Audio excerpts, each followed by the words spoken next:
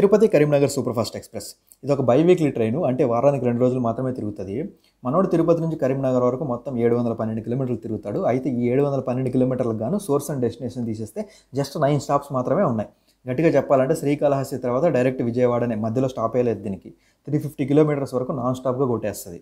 ఈ ట్రైన్ ఇంకా ఐసీఎఫ్ కోచెస్తోనే నడుస్తుంది. మొత్తం 10 sleeper, 5 third AC, 2 second AC and 2 general coaches ఉన్నాయి. ఇక మనం టైమింగ్స్ చూస్తే తిరుపతిలో every Wednesday and Saturday night 8:05కి స్టార్ట్ అయ్యి విజయవాడ మిడ్ నైట్ 1:40కి, వరంగల్ ఎర్లీ మార్నింగ్ 4:41కి అండ్ కరీంనగర్ మార్నింగ్ 8:40కి చేరుకుంటుంది. మధ్యలో రేణిగుంట, శ్రీకాళహస్తి, మదిర, ఖమ్మం, మహబూబాబాద్, జమ్మికుంట, పెద్దపల్లిలో కూడా స్టాప్స్ ఉన్నాయి.